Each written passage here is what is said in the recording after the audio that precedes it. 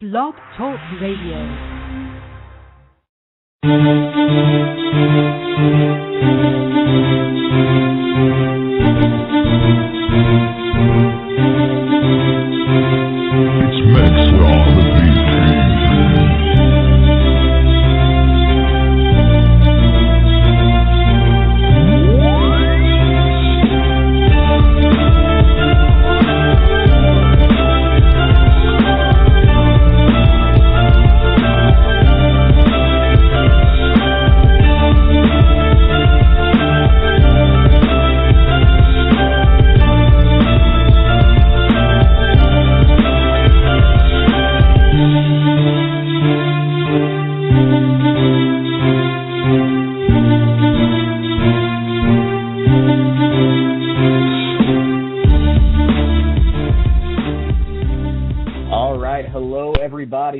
To Real Combat Media MMA Radio. I am your host, Isaac Lanford, coming to you from the Circle City, Indianapolis, Indiana. I am joined, of course, by my co-host from Phuket, Thailand at the moment, David Hollywood Hewlett. How are you doing this morning in Phuket, David?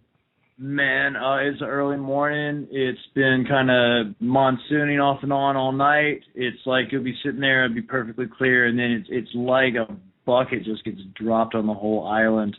And then it's over, and it's been back and forth. Got my little cottage here, got my podcast studio set up, kind of back in the jungle, trying to get some interviews. I might have Brian Eversole coming up, talking to him today. We train next to each other, training for Warriors up here in Phuket. That's where all the Warriors train. I guess JJ Ambrose, the Leone brothers, Eversole, myself, and Tommy Yang just fought Carlos Fodor in 1FC. That's where you go to do your conditioning in Phuket. So I was working with those dudes, and hopefully we can get Eversole and maybe Roger Huerta, catch up with him and see what else is going on. Plus, Ray Elby was talking mad shit when I had him on my podcast about Roger Huerta. And so I really want to hear what Roger has to say back. That's going to be fun. They're going to start a little, feud. Although I might be seeing Ray in Kuwait because I might be going to Kuwait. I've been all over the fucking place. We'll get to it in a while. Let's talk about the fighting. Yeah, absolutely. We do have a packed show here. Talk about the Bellator card that just happened, the upcoming Bellator card. Of course, we'll be talking about UFC Fight Night, Maia versus Shield. We also are going to have World Series of Fighting lightweight Jacob Volkmann on the show, and current welterweight for Bellator, Rick Hawn, also a lightweight over there. Not sure which weight class he's sticking with, but just for the tournament. We will ask him when we have him on, but you too, the audience, you can join in on the show. You can call in here at 646-200-4444. Oh, I'm sorry. Don't call that number. That's my number. 347-324-5998. We will have a problem if you call the other number. All right, what number is it? I'm going to text my friend now. She might call in. Yeah, awesome. 347-324-5998. Join in with us anytime. You can also hit us on Twitter at Real Combat Media. You can find us on Facebook, Real Combat Media. So let's do this thing. I want to jump in. First thing I want to get into here is we just saw Bellator 102 Godbeer versus Congo out of Visalia, California this Friday night on Spike TV. Pretty good card, We saw the middleweight tournament semifinals. We saw Mikel Parlo and Brennan Ward move through. We saw the tournament semifinal for the heavyweights. Czech Congo making pretty short work of Mark Godbeer, taking him out the second round with what's that? I didn't see it. I heard it was ugly. Yeah, for one, I mean, not for Cheek, but for the other dude. Right. Congo, I think we know, Congo is great at beating up guys that are like B-level fighters. Like, he kills them. His problem is when he steps up above, which not to trash on Bellator's heavyweight division, although that's exactly what I'm doing, but Czech Congo should be their champ. Or, if the current champ beats them, that's a legit win, because Congo really only loses to good fighters. This might seem silly, but I literally never thought about it until we just started talking about Cheek. And I've been looking at the news with Cheek Congos and Bellator and stuff, but when I saw that Cheek Congo fought in Bellator, I was like, I didn't know Bellator had a heavyweight division. Well, it's because it used to be smothered underneath King Cole Conrad. Like, he was their champ, like, from the, their first round champ, and he just laid on, he just embarrassed everyone that they put in front of him. Big, lumpy, fat guy just throwing you on your back and laying on you. He's like a big, who's the welterweight guy who's so good? Oh, Askren, yeah. Askren. But Askren's awesome to watch, though. I saw him as fucking... He just ragged all his people. He does not stop, and he hits people like 17 different takedown techniques before he finally gets them. Man, that was just he's a savage, man. Right, where but no one likes wrestling. Wrestling champions are annoying for any organization, though. Right. And Conrad is not dynamic by any means. And he tried the last couple of fights he tried, playing with his stand up a little bit more. But for whatever reasons, he just retired. He was like, I'm done. Like, I can make money doing other things. Like, maybe he was feeling old or whatever. I don't know. But I mean, he was dominant, and so now I'm running short. I feel like an idiot now. What's Bellator's heavyweight champ's name? It's driving me crazy that I can't think of it off the top of my head here. Who are you talking about? Bellator's heavyweight champ. Oh, yeah, I couldn't tell you. Yeah, I know. I mean, he just was crowned here recently too, so I mean, it's not like he's a big star whose name I'm sleeping on at the moment, but I am trying to pull it up as I'm talking right now. Alexander Volkov is his name. Don't know him. And I mean, he's tough. Like, he is tough, but I think getting a fight against a Czech Congo would be the way to find out how tough he really is, because the only other test of no names they had for him was LeVar Johnson, who got knocked out in 23 seconds by Vinicius Queiroz. Nice work. But it was a fast one too. Like, LeVar Johnson, you're not surprised if you see LeVar Johnson lose in the first round, but to get knocked out with a one-punch knockout, that doesn't happen. And you always wonder when a guy, he just left the UFC, this is his first fight, it's always one of those, is it that he really wasn't good enough for the UFC, or is it that once you walk out of the UFC, you don't, it's mental, it's like he's not training as hard, he's not taking the fight as seriously, or he just got hit with a really good punch. One of those three things, probably a combination of all three. Well, I mean, when people talk about big show jitters and stuff, if you go back and look at a lot of these guys' records, if they experienced the big show jitters, maybe they fought Anthony Pettis in the early days, and he's got or not Anthony Pettis, but a UFC guy. I'm just saying, you got to look at who they fought. Right. Some people are they can't compete at that level, but look at Gilbert Ivel. That's a good example. Sure. Gilbert, they're of course Gilbert can compete at that level. He's he's an enormous, super athletic kickboxer. Who can I don't know. He can defend himself on the ground at least. And but he's super exciting. You know what I mean? But who did he fight? He fought JDS. Yeah. He got blasted. He got blasted by a couple of dudes, but the JDS knockout's really the famous one.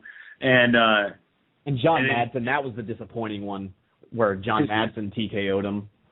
Yeah, because Madsen's it wasn't one of those where the wrestler just threw a punch and cracked him. I didn't see the fight, but yeah, is Madsen a wrestler? Yeah, he was one of the most boring fighters the UFC's ever seen. Boring enough that even though he had knocked out Gilbert Ivel in one fight, he lost one fight to Mike Russo and they cut him. Yeah, Mike Russo was 5-1 in the UFC and they cut him. Man, that stuff happens. We're going to talk about that today, too, right? They're cutting a lot of people lately. Yeah, and we'll be able to bring that up with Volkmann as well, because Volkmann went 6-2 in the lightweight division in the UFC and got cut. Yeah, well, I was looking, I was doing a little research. You always see him pop up, I especially remember I remember him having some trouble with Martin Kampmann and stuff at welterweight, but that was so long ago. I mean, Volkmann's been in the UFC he's done 9 fights in the UFC or something, right? I believe he was 6-4 overall, because I believe he had 2 losses, Kampmann and Paulo Thiago maybe, that were his first 2 fights. He came in as a welterweight, lost 2 fights, dropped to lightweight, and went on a 6-fight winning streak, and then I think he lost his last 2, or it might have been 1-1 or whatever, in the last 3. But, I mean, definitely a solid record. So, kind of surprising when a guy gets cut. And I always wonder too, and something I definitely want to ask him is, when they say a guy was cut, is he always cut, or was it that his contract was up and they couldn't reach a new agreement? I believe it's probably all a case-by-case basis, right. But, I mean, we all know the bottom line is if the UFC doesn't have use for it, then they're just going to say, okay, well, we're not going to fight you again. Bye. Yeah, for sure. Go fight somewhere else. I imagine that if you're somebody like, I mean, I'll just start throwing out some names here now. Yushin Okami just gets cut.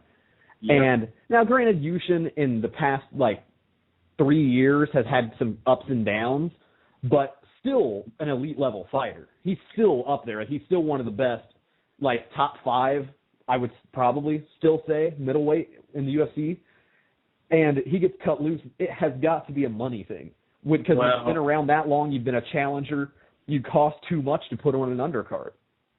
See, that is that's a really I don't know. I think that's the most obvious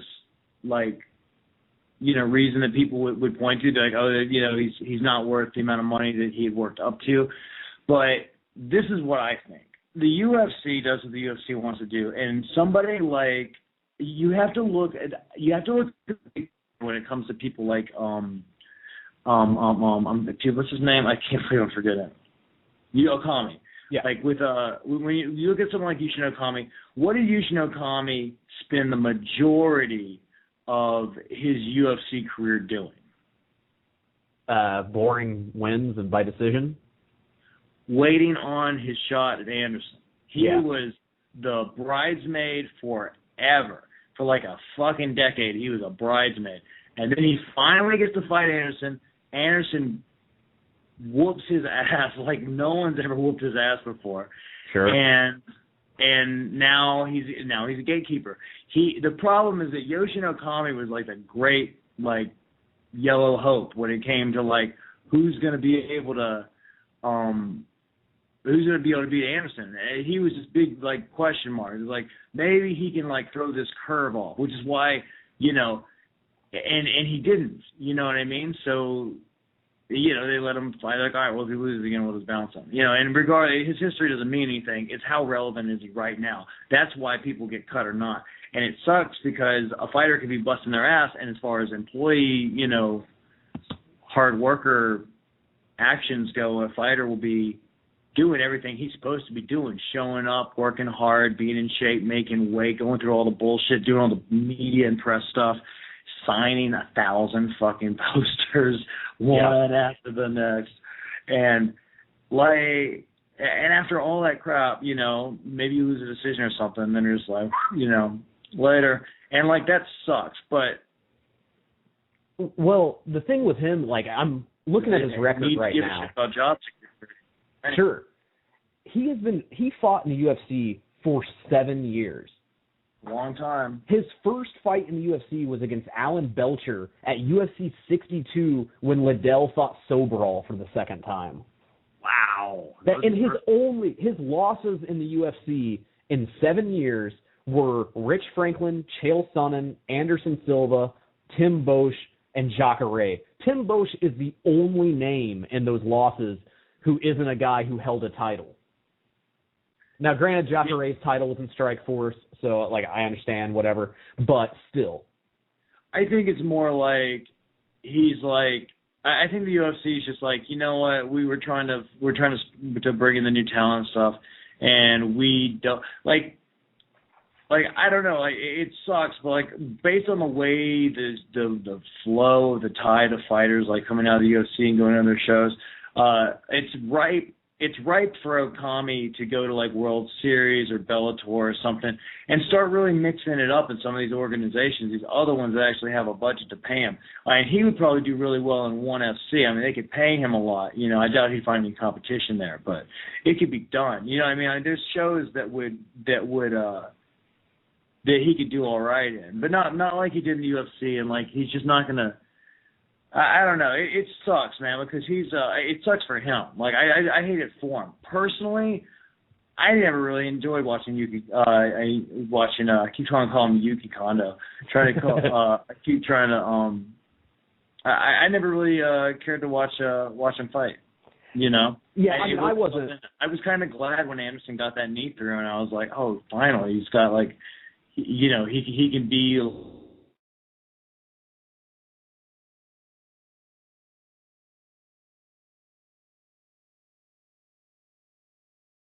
Thank you.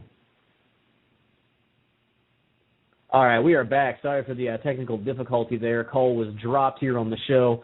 We were talking about or at least the point that I definitely want to hit on, David, you were talking about the UFC light heavyweight championship and, like, who the guys fought in their reigns.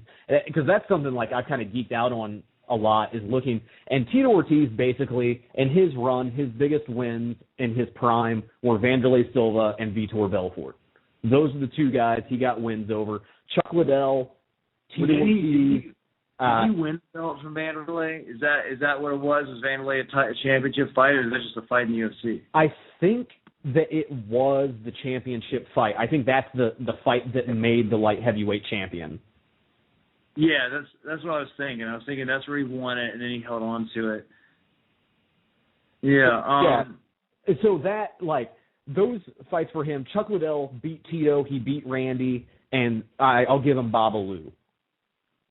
Like, those were, like, his big wins, you know. Pretty much from the point when Quentin Jackson beat Chuck Liddell, the light heavyweight championship fights started to matter every fight from that point on.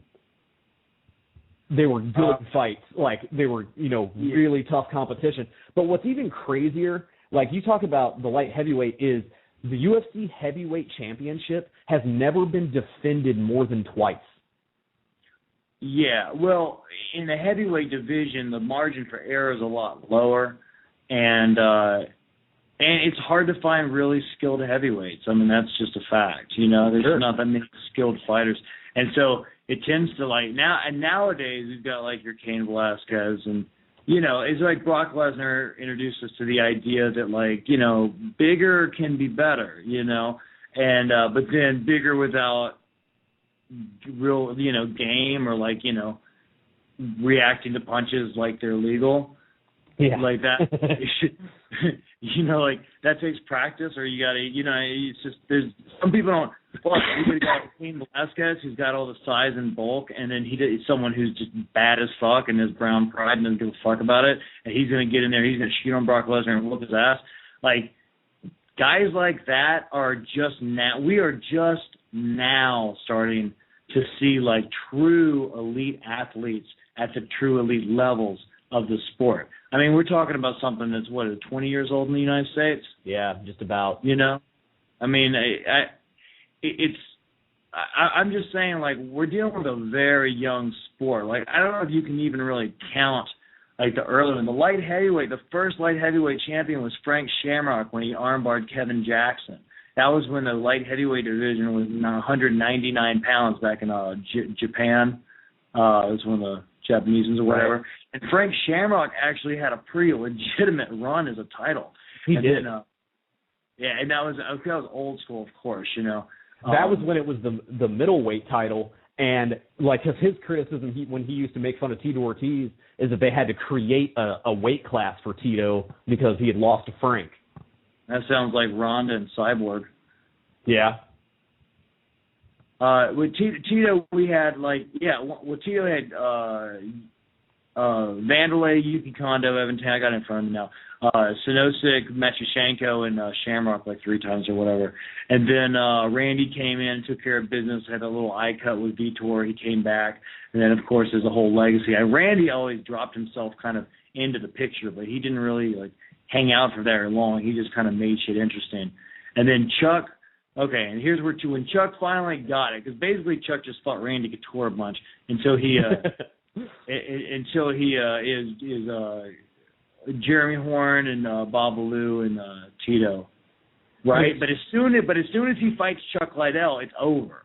As soon as Chuck fights Rampage, poof, gone. And now we have absolute chaos.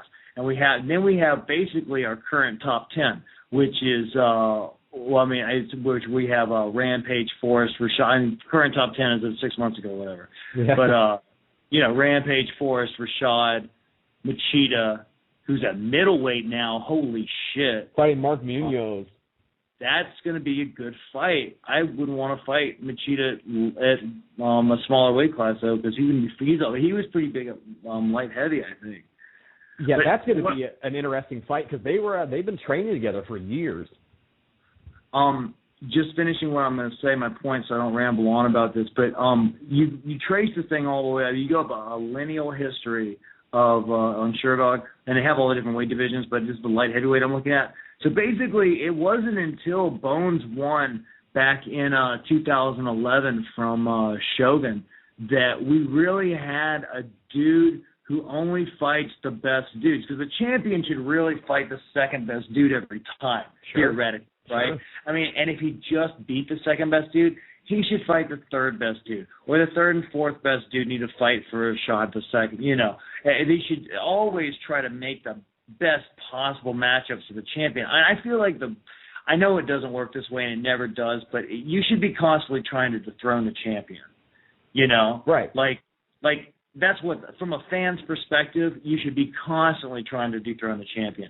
And I think you should just do that till you find someone who's good enough to hang with it. And the only person who's ever done that is Bones Jones in the whole history of the division, who is because he is the only one of all the champions in the UFC of the light heavyweight division who, while he was champion, he beat the number 2, number 3, number 4, number 5, number 6 guy, you know. And what's crazy about this is that you're talking about the division that is arguably the best division in the sport, or for a long time was. I think a lot of people kind of look at lightweight as being the most competitive division.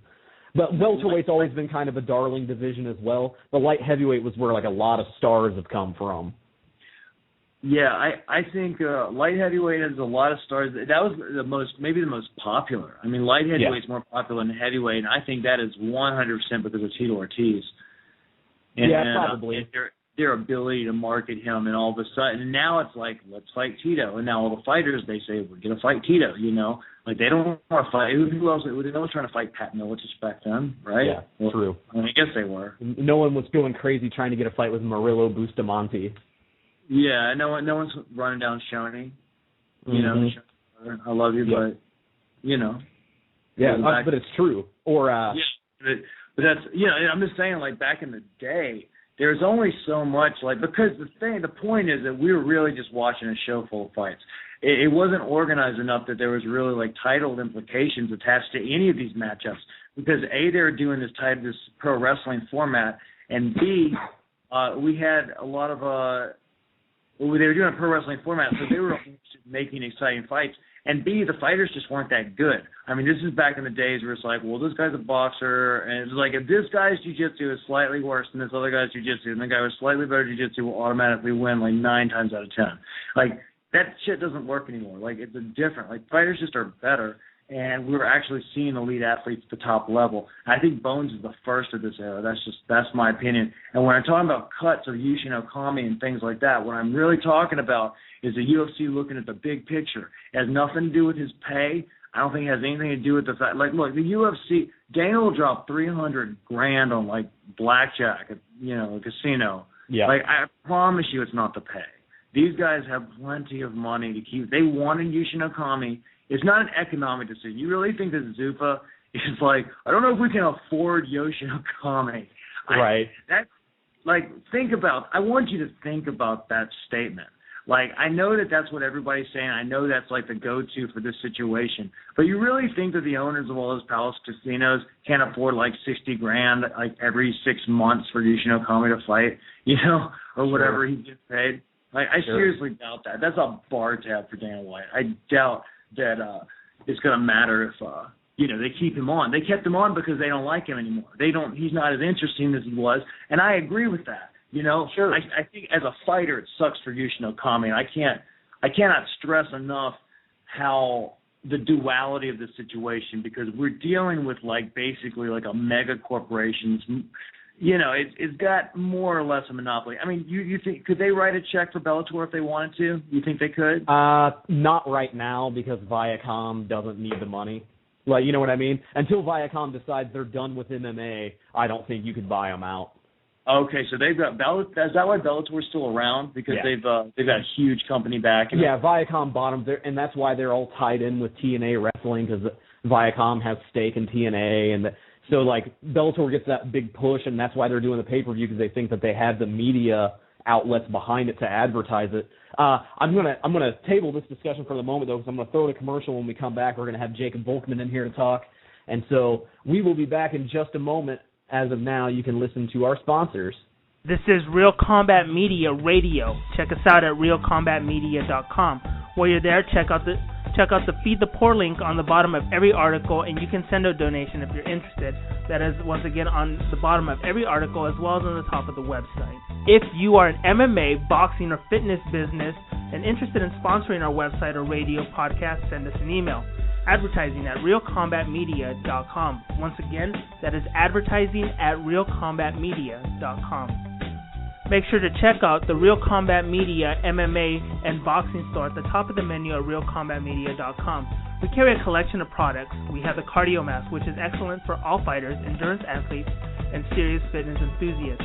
Once you are in the Real Combat Media store, click on the banner on that page. We also carry Alpha Brain. Alpha Brain is a great and natural product which activates your brain's neurotransmitters and helps you think more clearly, which improves brain function. You can also purchase the world's healthiest plant protein, which comes from hemp. There are many other products online on the online store, and click on the On It banner at the Real Combat Media store, and you can purchase Alpha Brain and other health products. Use the discount code Real Combat Media, and you will receive 10% off at the checkout store on the On It. That is ONNIT on the banner at Real Combat Media store. Buckle up. Here we go. Let's get this show started.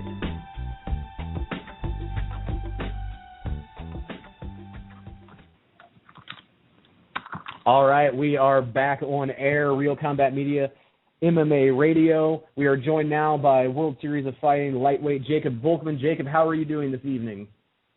Doing all right. You're set. You got your fight now. How long has this fight been signed? Have you known about this for a few weeks already? I've known for about a week and a half. Actually, about a week. Oh, wow, okay. Week and a half. Yeah, it's coming up pretty quick then, right? Yeah. Yeah, I was actually planning on fighting October 26th, but just in case someone came up, but they found me somebody new to the organization. At least I was hoping, crossing my fingers to get a fight. Yeah, because you were about due. You like to stay busy, right? Yeah.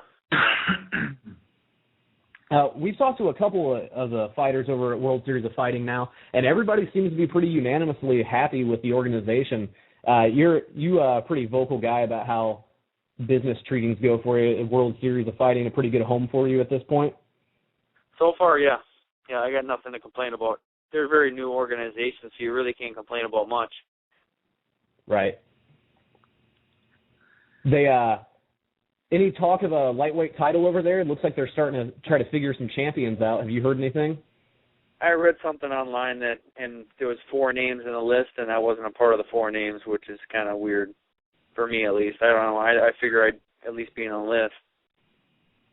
Yeah, I didn't see this list, but I'm having a hard time imagining what 4 names in the promotion would be in the top if you're not Dan one. was on one of them.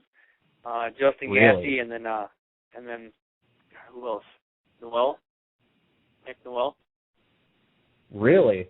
I mean, I some imagine, other like, name, I I'm don't not know. trying to incite anything, but, like, that's got to be a bit of a slight to you. I mean, you're a guy who, 6-2 in the UFC's lightweight division? Like, you fought a lot of tough guys, a lot better competition than any of the guys that you just mentioned, in my opinion.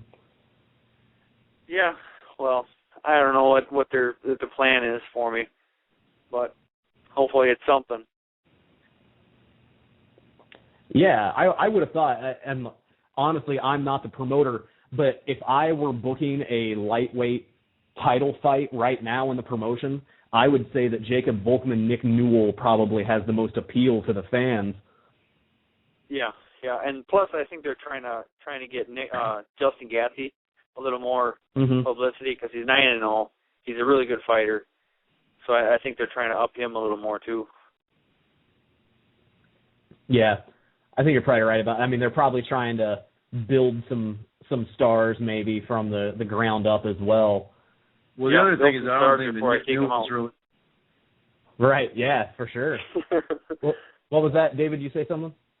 Well, I was going to say, if you're looking at level of competition, Nick Newell, I don't think is ready for a Jacob Volkmann in, like, just as far as the shows they've fought in, the level of competition they've had to train for, the weight classes they've dealt with.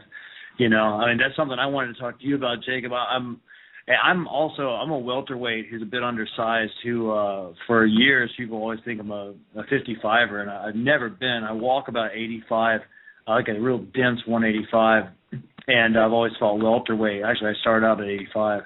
But what was the transition down to lightweight for you like? Because that's something I'm actually looking into doing maybe in the near future. And obviously it shows in your record it was night and day. You know, the drop in weight class, you went on that tear in the UFC. How did you get down in weight? What did you and how did you feel? Like, what was that experience like, switching weight classes and having different performance results? Well, I was pretty nervous at first because going from 170 to 155, that's an extra 15 pounds. So that was the hardest part of dealing with the nerves. But I gave myself 8 weeks before my first UFC fight at 155, and that was probably pretty good because my goal was to lose about 5 pounds a week, roughly 5 pounds a week, and then for the last 2 weeks I wanted to stay 2 weeks away. I wanted to stay at 168. Then the week out I wanted to be about 166, and then after that it was pretty easy just to lose a little bit of water weight. The hardest thing was cutting out. Right? The hardest thing was to cut out the desserts because my wife's a culinary major and she loves to bake. Oh, snap! That was hard. Plus coffee, I love coffee, and I had to cut out coffee just because I got sick easier drinking coffee in the morning, and my workouts weren't as good. Are you talking about your training earlier? Like if you had coffee in your stomach, it'd make you puke? Well, not. Yeah, you come out the other end. Yeah. Coffee and me, they don't mix. My workouts aren't near as good, and then it just upsets my stomach. Yeah. Have you heard about the bulletproof coffee? Have you tried that? No. That stuff I like the old fashioned Joe Rogan. What's that? It's got special hemp in there or what? It's got I'll see if I remember all the stuff. Basically, like, coffee's got fungus in it. Most of the stuff we buy, the mass-produced stuff, because of the way it's stored or whatever. And that's why the negative effects of coffee happen. The bulletproof coffee, which I've tried, is fucking amazing. It's they have like a grass-fed butter, I guess. So they got just like butter, I guess regular cows making the butter. And they add that to the coffee so it digests slower, so it metabolizes in a different way, and your body picks up you don't have the crash and the rise and stuff. It's more of a, anyway, if you like coffee and you want, and it was fucking with your digestive system, and you are looking for an alternative, because caffeine's caffeine's a performance enhancer, right? I mean, across the board. So, coffee isn't really bad. I don't think it helps our sport, though. It depends, I think, man. I mean, like, I do know that if I drink some coffee, it's not like, I would rather have, like, a potato 2 hours before than a cup of coffee, 15 minutes before. Oh. And I agree with you, because there's that coffee crash, right? Yeah, they crash. The second period is the worst period. After that, you just feel slow and sluggish. At least me. That's my personal opinion. Some people like drinking it. I just don't like it. Well, that's what I'm saying. I don't think the bulletproof coffee does that. Like, when I had some when I was in Singapore, and it's different, man. It doesn't even feel like coffee. It's delicious, though. I don't know. I'm just saying, if you're a coffee fan, you might want to check that out, because I tried that, and it didn't mess with my stomach or anything. So I was thinking about. Sponsorship from these guys from all the promoting. What's that? You should probably get a sponsorship from Bulletproof from all the promoting. Exactly, yeah. I hope they're listening. I wish, man. Yeah, it's not even, I don't think, some other dude bulletproof thing. But so when you cut to 55, so you lost 5 pounds a week, and you said no to your wife's cooking and didn't drink coffee because it messed with your digestive tract and made you feel less good than you normally do. So, yeah. Do you sodium dump, or do you kill your sodium? Like, what day before, if your weigh-in's on Friday, when you stop eating sodium? I don't eat very much sodium at all. I cut it out about 8 weeks out. And you'll notice a difference. Really? When you cut your sodium down, you sweat more. Don't you cramp like crazy? No, I eat normal food, normal meals. I just don't put salt on it. Oh man, if I don't have sodium, I cramp. I'll cramp like walking down the street if I don't have sodium. Oh. That's weird. I guess everyone's body's different. I got to get with some coaches and have them like analyze my hormones or something and figure out if I can get to 55. I think I'd be good there, but yeah, I walk around at 85 too. Yeah, that's another thing. You're fighting at 55. How tall are you? What, 5'9", 5'9", yeah. 6 foot? 5'9". And you're walking 185 pounds? Yeah. Okay, here's my question. If you just don't exercise for a month and eat whatever you want, like you're just like, honey, cook me whatever is, whatever you're doing today and bring it home, I'm gonna eat it. And you just did that for a month. How big would you get? Well, like how heavy can you get? You just don't really pay attention. I never took a month off since 19-something. For 20 years, I haven't taken a month off. I like to work out every day. But if I can eat what I want, I might get up to 185. Yeah, but you don't ever get over 200 pounds, huh? No. The highest I ever got with a lot of alcohol, that was 195. That was probably 10, 15 years ago. Oh, wow. See, that's my problem. I've gotten up to 220 before. Jeez. Oh, Jesus. But I'm but I'm small. When I fought Diamond Jones, I cut down to 185 from 220 pounds. They almost didn't let me fight. Jesus. Probably shouldn't have. I got a question for you, Jacob. We were having a conversation earlier. We were specifically talking about the Yushin Okami cut from the UFC, and I wanted to ask you because we were talking about. I assume every situation is different with the UFC and who they're letting go, and I was wondering if sometimes when somebody is cut from the UFC, that's what we always hear, or if it's like in a lot of cases actually contract negotiations where it's just not a renewal, not a cut. What was the situation with you when you left the UFC? Well, he called me up. Joe Silva called me up, and he said, yeah, we got some bad news for you. According to the numbers, he said, according to the numbers, I got to let you go. I don't know what the hell that means. What did I say? What that means at all. Yeah, that's crazy. So you were still in contract. What was I saying, dude? What was I saying right before?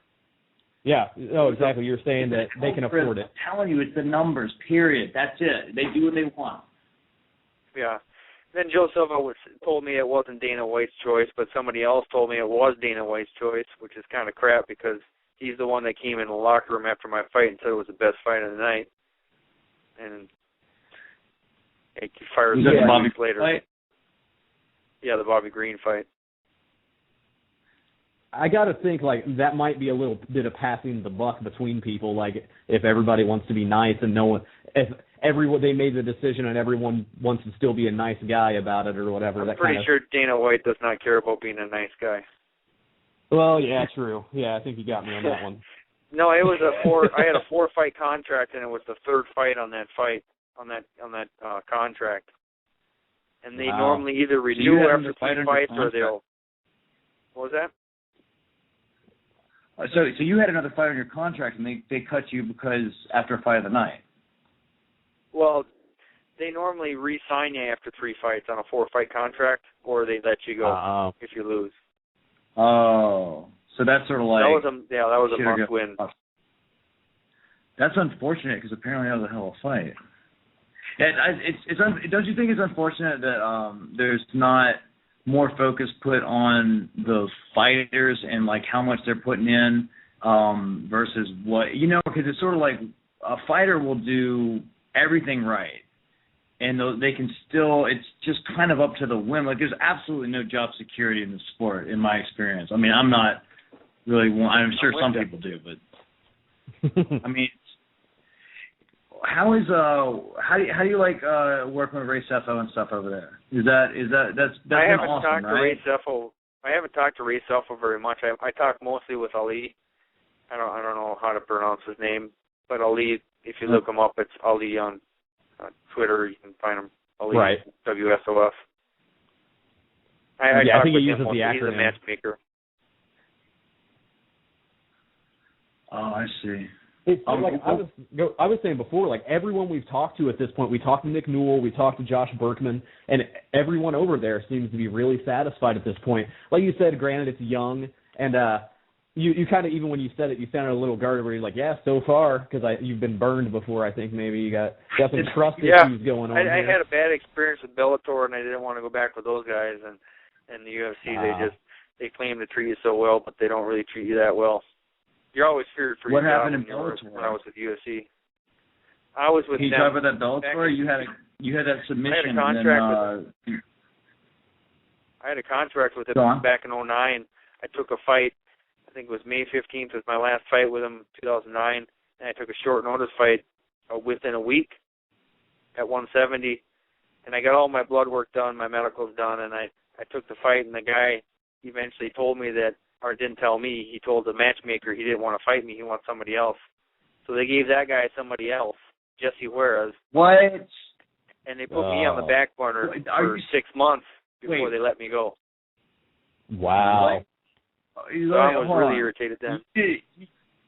You took a fight on short notice, and the dude who was looking for a short notice replacement decided he didn't want to fight you after you went through the whole process. I assumed you had a contract signed by them?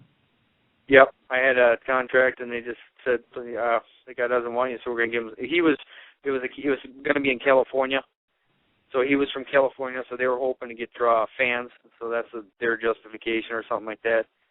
It was a bunch of crap, and I didn't get a fight for 6 months, and I was like, how am I going to pay the bills? The UFC asked for me, and Monty Cox hooked me up there, and Nick Thompson hooked me up. So I got out of the Bellator contract and signed with UFC then. You train with Nick Thompson? What was that? You train with Nick Thompson? Nick Thompson, I trained there when I originally started training MMA.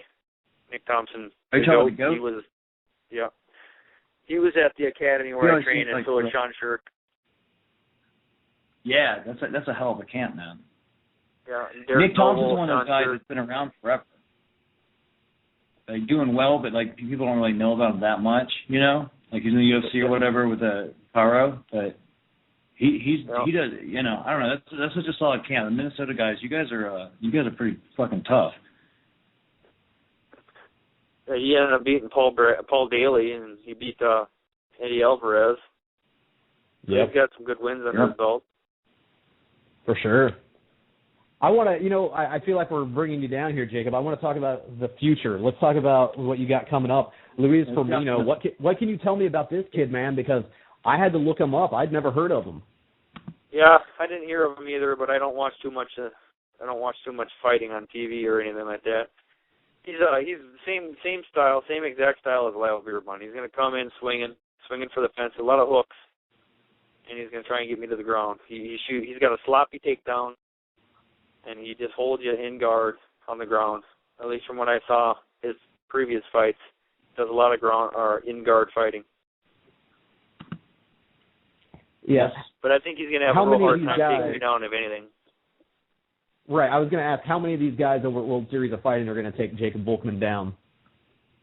Well, Beerbaum tried. Yeah, did very well. Yeah, what was it like fighting Lyle? I'm really good friends with Cody McKenzie, who's one of his training partners, and I met Lyle a couple of times, and I've always heard like all the crazy stories about him.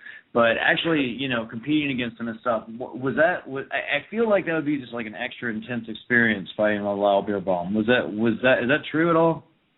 Not really. He was a one-track mind out there. He wanted to get me down on the ground really bad. So he kept on trying to bully me against the cage and trying to push me down on the ground or take my legs out of underneath me, and it wasn't going well. After the first period, I was like, okay, maybe he'll try something else. Second period, same thing. Third period, I was like, all right, he's going to be swinging for the fences, so I'm going to take him down and try and submit him. And I had his back for a while. I just couldn't get under his chin. What level what level did you wrestle at? Were you Division I? I was at Division I. I was a 3-time All-American for the University of Minnesota. Yeah, so Lyle Beerbaum's not taking you down. No. Neither is Luis Firmo, or whatever his name is. Firmino. Yeah, he's pretty, like, he's one of those guys, like, he's got the same game plan for everyone. It always bugs me when you see, like, a guy who usually has a wrestling game plan, but they're clearly not a wrestler. Like when Diego Sanchez, like, spent the whole fight trying to take out John Fitch. Like, what are you doing, bro? Like, have a different game plan. I didn't see that one, but that's pretty funny. It's true. He did the same thing. He rushed him to the fence, and then he rushed him to the fence, and he's like, I'm going to take you down. I'm going to beat you up like I did to everybody in King of the Cage in The Ultimate Fighter. And John Fitch is like, I'm twice your size, and I do nothing but cage work in every fight ever. Since 2000. Since 2000, I've done 5 rounds of cage work in every fight I've ever done until today. You really think you're going to take me down against the cage? And Diego just got burned out by the big dude. You see that happen, it's like game plan. It's like, I don't know, do the map, son. Don't be silly. Don't shoot on don't shoot on the wrestler. It's dumb. So Jacob, for you obviously, right, you're gonna beat Louise. Like that's gonna be a given, right? And then what are you looking for in World Series of Fighting? Is it paychecks and seeing if they're going to give a title to somebody? Is it that drive, like you still just want to take out every guy in front of you, or is there any particular guys you want fights with right now? Well, I would actually like to go get the belt at 155, and then I'd like to try and get it at 170. So that's my goal right now. Is that first of all, the short-term goal is obviously win each fight. The long-term goal is to get that belt at 155, and I think that's actually not that far away. And then after that, even longer term is going to be 170. Nice. So when you're in the locker room that night, you're going to be paying attention to the main event between Berkman and Carl then, huh? Of course. I thought it was, it's going to be a good fight, I think. People the World Series of Fighting on Facebook is asking, do you think it's going to it's going to get out of the first round, or is it going to be finished in the first round? Because both those guys' fights, they ended in the first round. So they're expecting it to be just a all-out brawl the first round, and that's it. I think it's going to be a little longer than that. These guys are really good fighters, and I don't think it's going to end in the first round. Yeah, I kind of agree with you there. I think that it's going to probably turn a little more gritty, and that makes me favor Berkman in that fight for that reason. He's more experienced. Is that what do you think about, like, let's just play fantasy here, a matchup between you and Josh Berkman? How does that look to you? Berkman? I would he's got some heavy hands, so I try and take him to the ground. I'm not a fan of stand and bang with Berkman, because you saw what he did to Fitch. He knocked him down pretty easy. So I would try and get down to the ground with Berkman, because I know I can out-wrestle him, out-grapple him. Yeah, you strike me as the kind, like, the person doesn't really matter so much as the status and the level of the fight. Am I right in that assumption? I don't understand what that means, though. No, I mean, like, you seem like you're more worried about the title and, like, just fighting that prestige level than you are about who the actual guy is in the cage with you. I just care about fighting and paying the bills. I don't really care about who the person is. Yeah, that's kind of what I thought.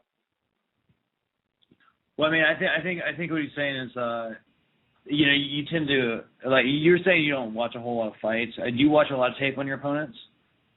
I watched probably 20 minutes on Luis Firmino.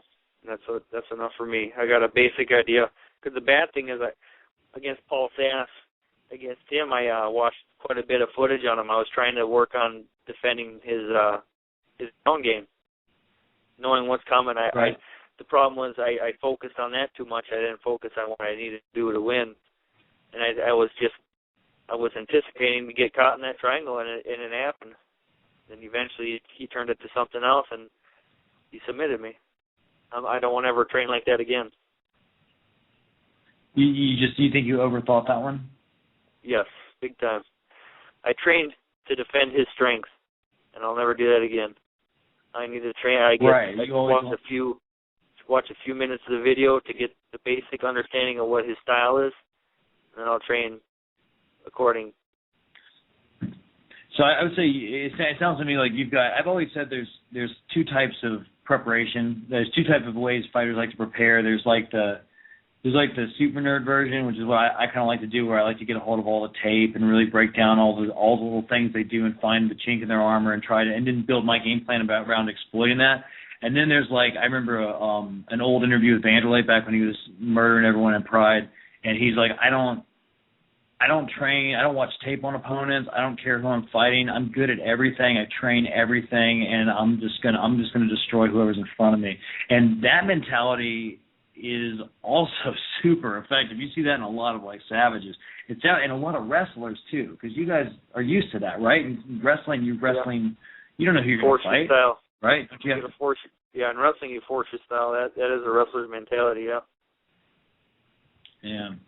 I grew up in Mississippi, so I don't have any wrestling, which I'm sort of disappointed about. You know, I was a jiu-jitsu boxing guy, but I'm always trying to learn more. I just got I got Daryl Golar, that wrestling system tape. Have you seen those videos? Man, they're really fun. What's that? He wrestled at the University of Minnesota. Oh yeah. Well, he was on the Gladiators too. Yes, no, he totally saw that. I definitely saw Dangerous Del Golar in American Gladiators. Oh, that's awesome. The original version, right? Yeah, it was old school. He was just a wrestler back then. He had no gas tank on him, though. We don't want to take up too much more of your time here, Jacob. I'll give you a chance here before we get out. If there's anything you want to say about this upcoming fight, and if you want to plug your Twitter for the listeners and all that sort of thing. Well, I want to make sure that the fans out there understand that it's going to be on NBC Sports on October 26th, and it's going to be a great card. You got Carl versus Volkmann. You got Dan Luzon versus Gaffey. Some of the two fights that I'm really looking forward to watching. And I'll be on and Miguel Torres too. Yeah, it's going to be a good card. Absolutely, I'll be on the prelims on NBC. Go ahead. You're on the prelims of that card? Yeah, so far I'm supposed to be on the prelims, but I'm guessing they're going to bump me up for some reason. Something's going to happen. It looks to me like you should be like on the main card. I'm looking at the lineup right now, and I'm like, they've got plenty to make a good undercard too, you know. Like, and you're I don't know about this dude you're fighting, but you're definitely a name, you know. They should put our best foot forward. Yeah, this guy's got a good name. He fought over in Pride and Dream, so he's fought Japanese cards. Decent one. Oh, he's one of those Brazilians been doing that over there, huh? Yep. Yeah. But well, Jacob, I'm sure you can tell from the things we said. We are Jacob Volkmann supporters here. We expect to see you on these main cards, and we're kind of behind you. Like, maybe we should be writing some letters over to World Series of Fighting. Jacob Volkmann on the main card to get him a title fight. He put me on the main card last time, and then he's going to put me on the main card in the future too. My next fight. Right. Well, we're rooting for you, dude. I hope to see a good fight here against Firmino. Yeah, I'm looking forward to with this guy. My goal is to stay standing. He's got the hooks, and I'm going to throw some straight punches down there to see if I can hit his chin. Yeah? Are we going to see a Jacob Volkmann knockout in this one? God, that'd be nice. My first knockout in the World Series of Fighting, that'd be great. That would be fantastic. I'm rooting for maybe that's where I'll put my money now. I feel like I just got the inside knowledge. Yeah, I know, right? But Jacob, thank you so much for coming on the show, man. You want to throw out, you do the social media promotion? Do you want people following you and that sort of thing? Yeah, sure. Yeah, follow me on Twitter. It's at Jacob Volkmann. My last name is Volkmann, 2 N's. And then on Facebook, it's going to be hard to find me, but you can follow me at Jacob Volkmann MMA. Fantastic. Jacob, thank you very much for taking the time to talk to us, man, and good luck in the fight. Thanks a lot. All right, have a good night. Thanks, Jacob. Thanks. Bye. All right, Jacob Volkmann. It's funny, like, he's not a very excitable man until, like, a certain subjects you get him going a little bit, and he's got a lot to say. Then again, you know, maybe he has had some trouble with speaking too freely in the past. I think we're all aware. I think. Well, I'm not aware. Has he gotten? Oh, you did. See, how long have you been out of the country? How many years have you been over there? I've been going like a year, dude, and I wasn't, I wasn't reading Jacob Volkmann interviews back when I was in the States. Well, it was a Barack Obama comment. Oh, really? Yeah. Oh, wait, no. I think I did hear about that. Yeah, I mean, it was blown out of proportion for sure. Like, was it about Obamacare or something like that? I'm sorry, what'd you say? Was it about Obamacare? Was it a recent thing, or? Well, I think that was the root of it. Yes, it was basically. I'm paraphrasing here, and I'm not trying to say this word for word, but it was like someone asked him if there was anyone he could fight, who would it be, and he said Barack Obama. Right. About like the guy needs punched in the face, something along those lines. Dude, blasphemy. Who would? No, but listen, he had the Secret Service come visit him. What? The Secret Service visited him. Why? Because he made a threat against the president. Now, how ridiculous is that? Like, that is stupid.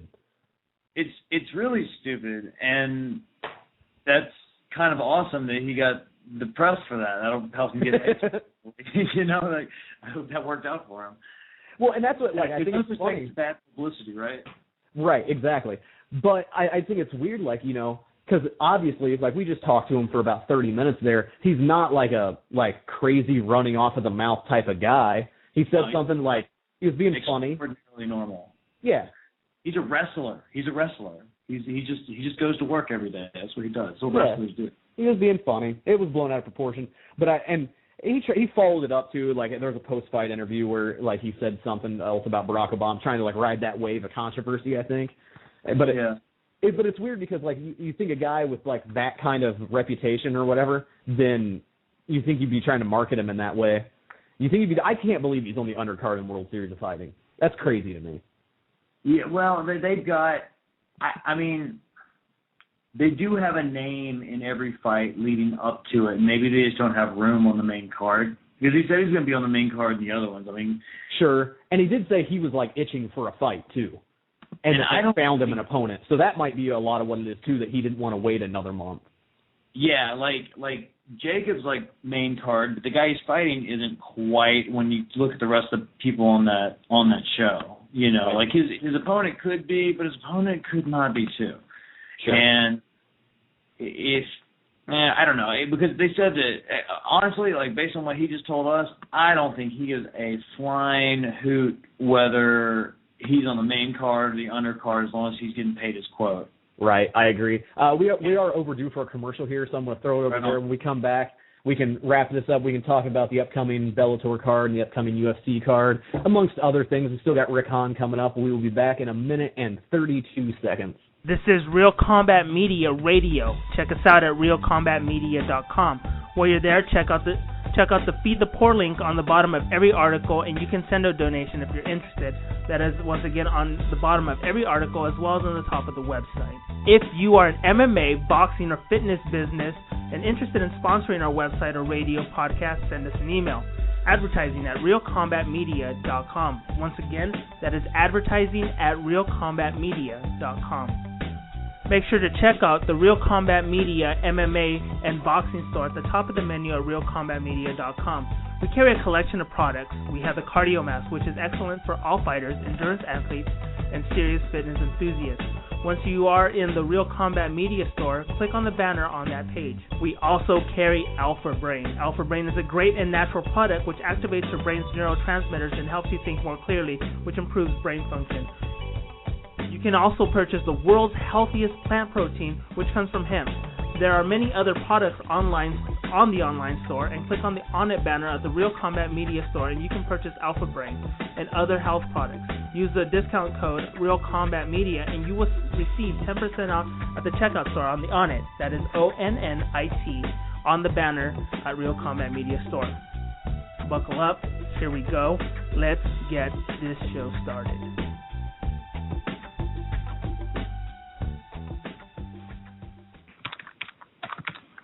All right, we are back, Real Combat Media, MMA Radio. You can join the conversation by calling in at 347-324-5998. You can also hit us on Twitter at Real Combat Media. Find us on Facebook, Real Combat Media, and, of course, realcombatmedia.com.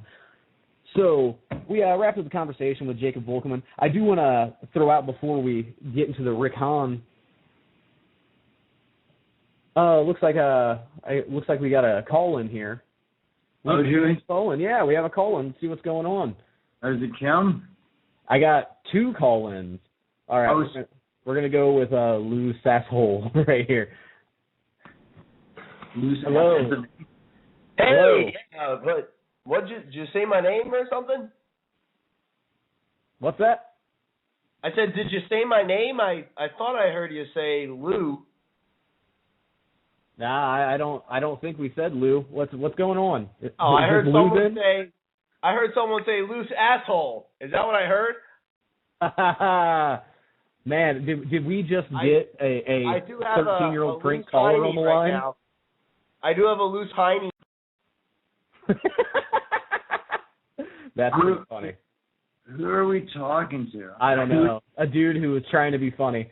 All right, here. We got someone else. Let's see what's going on. Hello, are you there? You on the air? Combat Media MMA. Shit in my asshole, you pussy. Lick my ass. We're being attacked here. What is that? I don't know. I can't, it's the same thing I tell audience members at a comedy show. It's like, if you're going to heckle, it has to be, clear and enunciated. Otherwise, it's just lost. Otherwise, you're just you might as well just throw your beer on stage.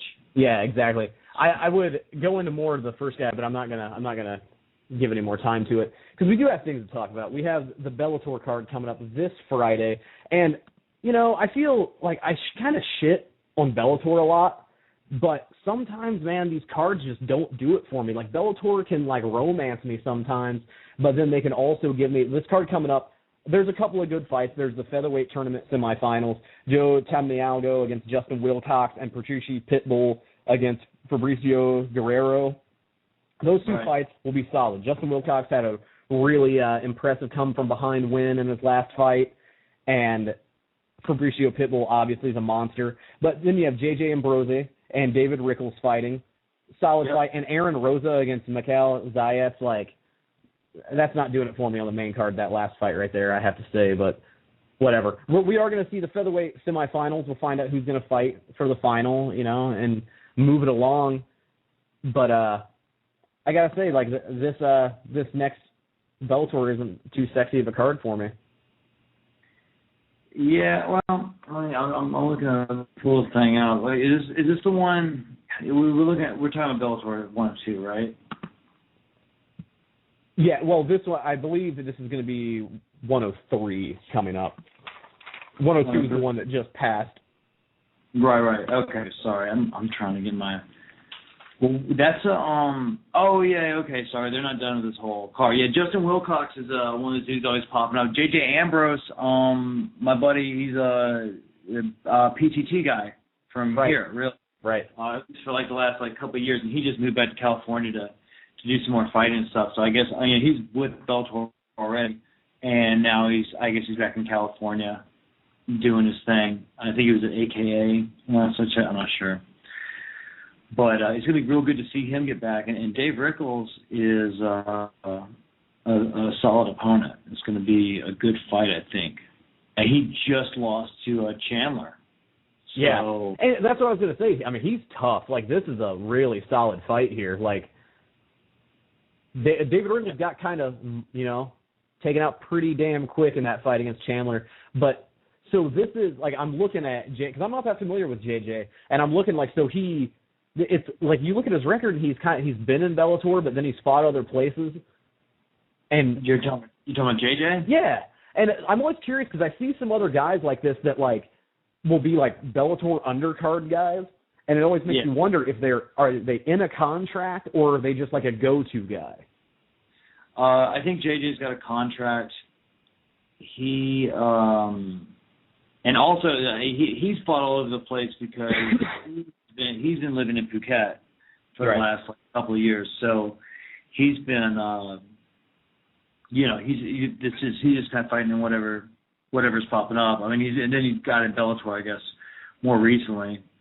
And has been doing pretty good, but this is gonna be a step up, I think, in for him. Dave Rickles purely off the fact that Rickles had such a streak going before losing to the champ. So that, a title loss is a huge, if you fight for the belt, and even if you don't win it, but if you fight for the belt, the fact that you fought for the belt makes you a really, really solid number 2 guy anyway. And you'll see a lot of these guys, they'll be like a failed title challenger, but no one else can really beat him.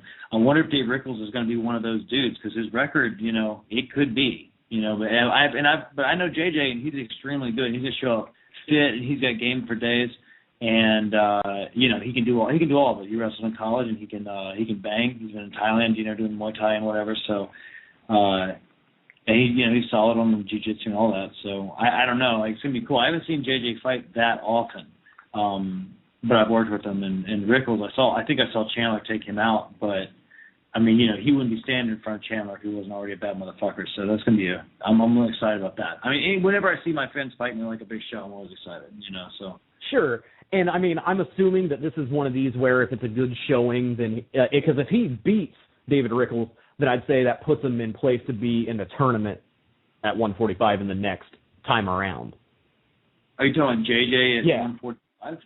I don't know if JJ can make 145. Is that not? Oh, I'm sorry. No, I'm right. Yeah, the lightweight. Obviously, we're talking about Chandler and everything.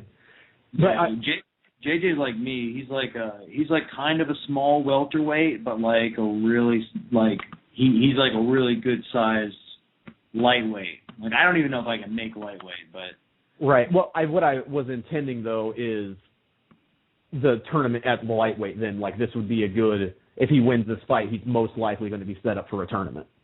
Oh yeah, hope so. Yeah, absolutely.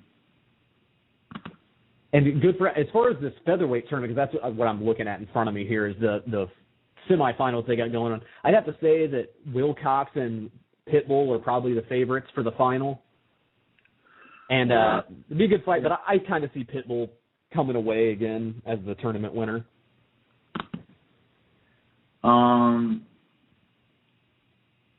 Yeah, I don't know. We're just going to have to see. Crazy shit happens.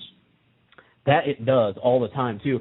And, I'm kind of jumping back now talking about JJ's fight is one thing is Rickles is huge for a lightweight.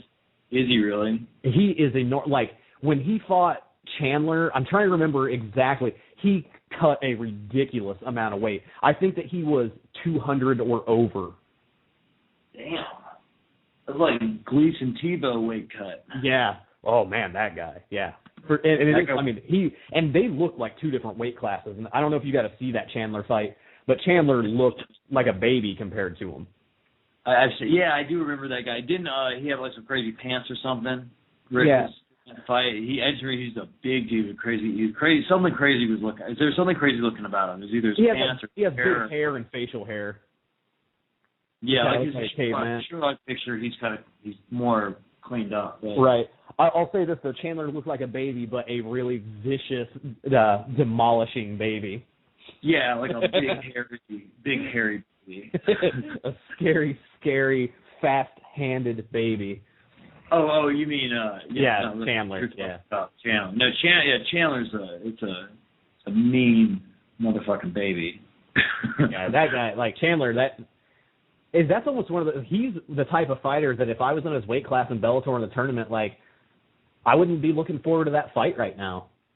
Well, you can look at it this way though. I wouldn't be looking for. You're never excited to be fighting a guy who's way bigger than you, but he's not I'm really only concerned about really big guys if they're clean wrestlers. That's when it really gets to be a problem because they can use all that size and pressure. When I saw Chandler fighting against Rickles, when I saw Rickles fight Chandler rather, I do recall that fight, and I remember that Rickles looked kind of awkward, he's not used to a guy really trying to fuck him up. Right. He's used to being able to be the big dude and kind of get in there and make people react to him. And Chandler just doesn't react to people. Chandler acts, and that's what champions do. Champions don't react; they make shit happen. And he just gets in there. He's like, "Welcome to Thunderdome, bitch," and knocks his head off. And that's how you're supposed to fight. And if you got a belt on the line, that's how you should fight. That's how you get sponsors and shit, and that's how you win. And also, that's how you shut down guys who are big and not quite as fast. And that's exactly what happened right there. I remember Chandler he was definitely looked like he was in a different weight class size-wise, but he looked like he was just completely outclassed, like technique and speed-wise, and aggression. He wasn't ready for that flurry. He's just not used. Like, big guys are bad at fighting, like, in the street. Like, if you remember, like, the big dude you grew up with, like, everyone's like, oh, he'll fuck you up, blah, blah, but he never fought ever because he was the biggest guy. Right, yeah, for sure. That's kind of a, I mean, not that Chandler doesn't know how to fight. I mean, it's a dumb thing to say, but, like, but they're not going to have as much killer instinct as someone who's little and has to fight for real. You know what I mean? Like, big guys, they get by on. Although, again, we're talking about a big 155-pounder. Like, that makes him he's 5'9". It's not like he's an enormous dude, but right. But he looked a little, I guess, I'm sure he looks fine in other fights, but against Chandler, he looked cumbersome. Yeah, he did. I mean, and it is because, like, Chandler, like, looks to be fairly lean and small for the weight class. Yeah. And Rickles is on the big side of the weight class. And so it'd be like watching Frankie Edgar fight Gleason Tebow. Yeah, I would watch that fight. I think Gleason Tebow would get his ass whooped. I think he would, too. I love watching giant slayers. That's my favorite. And it's funny when you can be a giant slayer in the same weight class. Yeah. Don't you think we need more weight classes? When are we going to do that? Like, boxing has 1,000 weight classes because boxing's been around for like 1,000 years, and they figured out you need a bunch of weight classes, And MMA is like, no, we don't need a bunch of weight classes. Even though our shit is like way more involved, way harder, and way more technical, we still like, no, every 15 pounds, fuck you. You're never going to feel good fighting. You're always going to be trained and feel like shit. I agree with that. But I will say, and it is about time to call Rick Hawn in here, and so I'm going to go to commercial here in just a second. But I will say this, like, whenever you talk about extra weight classes in MMA, they always talk about a cruiserweight class. And separating, like, the giant heavyweights away from the 60-pound difference between the heavyweight and light heavyweight is fucking stupid, and they need to do something about that. Period. But they also need to they need like a 7-pound gap. They don't need a 15-pound gap. 15-pound, that's like another species of human. A person who's 15 pounds. Have you ever stood next to a dude who plays like basketball, like a serious basketball player? It's not even the same like someone that size. Matt Burke was my roommate. He was one of the center, big country boy, in Birmingham Southern. He was a center for the basketball team. And it's like, I would go out to like a club with like him and his basketball friends, and it's like me. I'm like 5'10". I hang a bunch of guys who are like 6'10", and it's like I was standing in a room when I was just in a group of them. Right. I was like in a telephone booth. It's like these aren't even like the same species of human being. They were literally twice my size. Well, if you look at the guy who's 205 versus 265, like this is a big deal. And I agree. But all I'm saying is if they make a division at 230 pounds, I don't really care to see the guys that can't make 230 fighting each other. What do you mean? Like, because I don't like 265-pound guys? You don't how interested are you in a super heavyweight division, guys that can't make 265? And if you're right. Kane would be he'd be the cruiserweight champ. He wouldn't be the heavyweight champ. Exactly. And that's all I'm saying. And I do that's actually a pretty decent conversation, but I do need to cut it so we can get Rick Hawn in here. Let's get him on there. All right, so we're going back to commercial. We'll be back with Rick Hawn on the other side. This is Real Combat Media Radio. Check us out at realcombatmedia.com.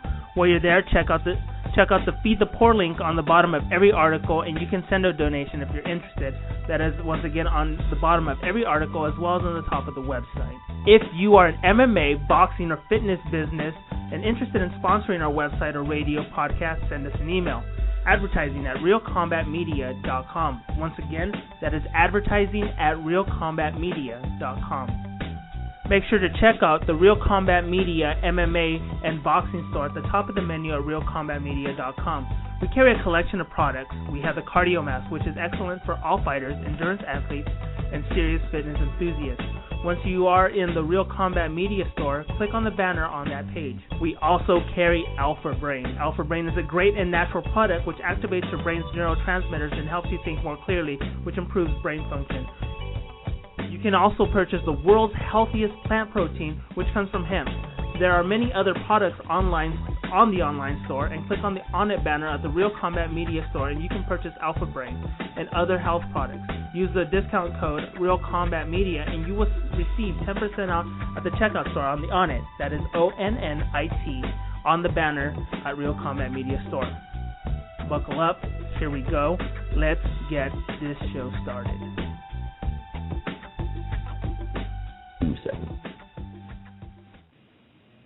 All right, we are back live, Real Combat Media, MMA Radio. We are joined now with Rick Hawn from Bellator. Rick, I was about to just refer to you as lightweight and for Bellator, Rick Hawn, but that's not the case at this moment, is it?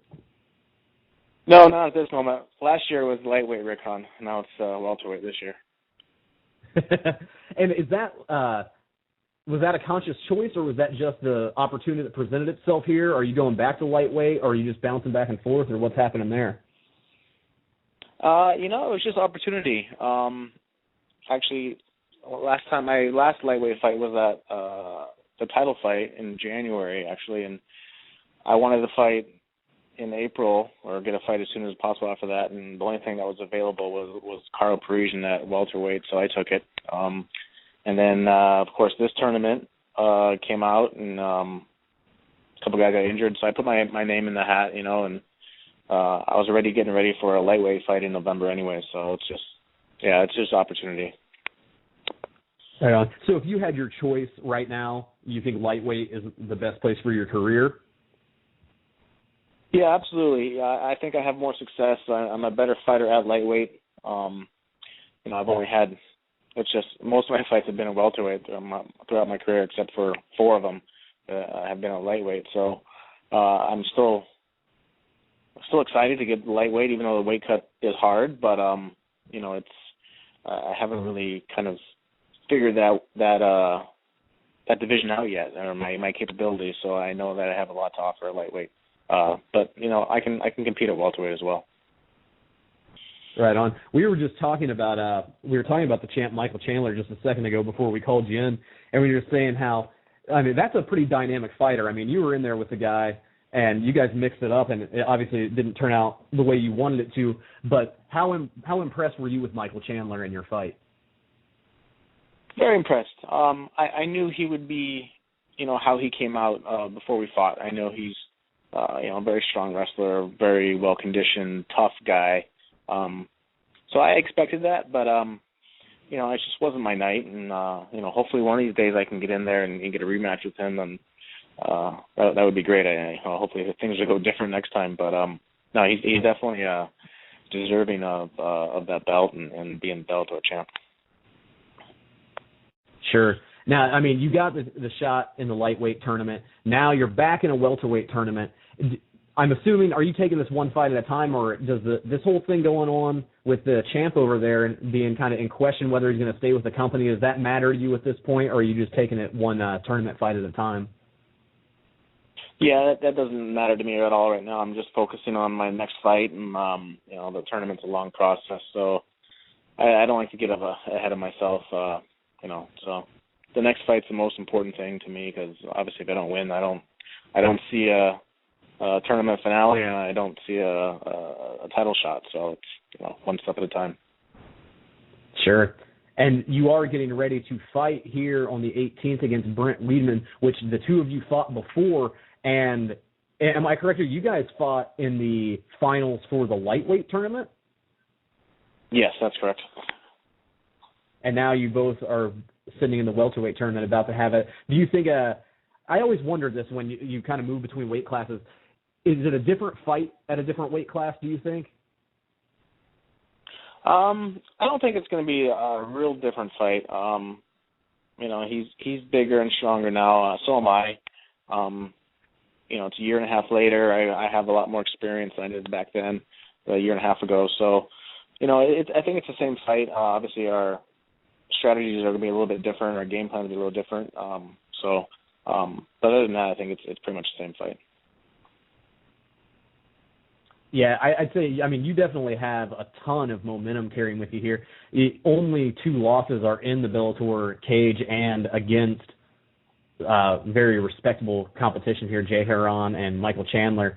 And Weidman, he's been doing good as well, but doesn't have quite the momentum going that you do. Do you believe in the momentum of the fighter? Do you think that having a few more wins back to back matters? I don't think it really matters too much. Just the fact that he's going to be confident coming in. He has a new training regimen, new coaching. So he's done well his last couple fights. So he's got a lot of momentum, I think, himself. But given the fact that I did beat him last year, I think we'll be in his head a little bit, and he knows that I'm doing well right now too. So he's got to really respect my power and what I can do, and so he may not be as aggressive as he was before, but you never know. So we'll find out on the 18th, but it's going to be an exciting fight. For sure. David, do you have some questions for Rick here? Yes, I did. Rick, we've got at least two opponents in common in Shoney Carter and Brent Weidman. I fought him in Atlanta, and I fought Shoney and Brent in Atlanta when I was down south. Wow. What? Yeah, I know, right?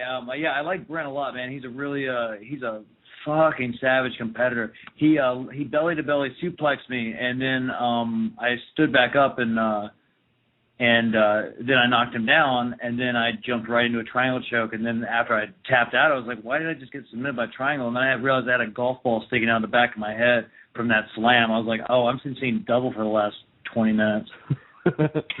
Wow. Yeah, Weidman, he's a real interesting cat though. I mean, he's had some hills and valleys. He's had some weird losses. He's one of those guys. He's like super skilled, but like he has off days. You know what I mean? Yeah. But yeah, you beaten him before. I mean, I'm always excited to watch friends fight at a high level, and we're talking to you now, and so I'm excited to see you guys fight and see how it goes. It's not like we're like super super tight or anything, but like he beat me. He's like one of the only losses on my record where I'm like, that was a legitimate loss. I don't have like an excuse. Right. Yeah, he's really a very good, so he's a good dude. Sorry, go ahead. Yeah, he's he's vegan, and he works, I don't know if he's still working at Whole Foods, but he was like full-on hippie, like, warrior, I think, in Kentucky. I don't know if he changed up his training. I don't know if he's still the same guy, but I'll be watching this fight, man. It's going to be good. If I can get it. I'm in Thailand right now, bro, so if I can see it, I will. Oh, really? Oh, wow. Yeah, you have to stream it. Yeah, I'll see if I can manage it. Bellator is like one of the hardest things for me to watch. I have to just go back and watch everything, all the fights, like one at a time. But yeah, what would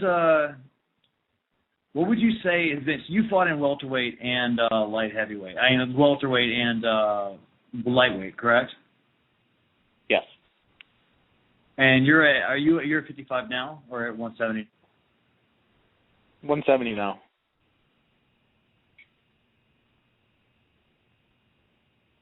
With us there, David? I think we might have just dropped his call here. Yeah, I'll get him back on. I'm not sure where he was going with the question. I think he was actually having some connections problems. That's the issue when you got guys on the line from Thailand, man. His internet connection gives us hell over there. Oh, yeah, I can imagine. But here, let me loop him back in here. Sorry about this there, Rick. No worries. We'll get it together. Anyway, I just want to talk to you. You are the main event on this as well, and you've gotten to the point where quite a few of these Bellator cards, you are the main event as well. And do you see extra pressure? I mean, your experience though. I mean, you've been in the combat sports for a long time.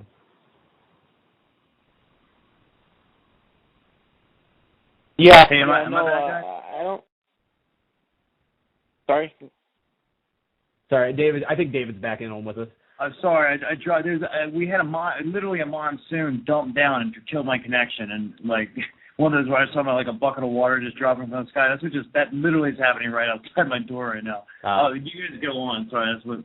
Yeah, right on, David. I'll let you. I'll just catch you up. Let you get back to your question. But I was just asking Rick if there was if he feels any extra pressure being in the main event on these cards, or if the combat sport experience kind of alleviates that sort of thing. No, I'm used to.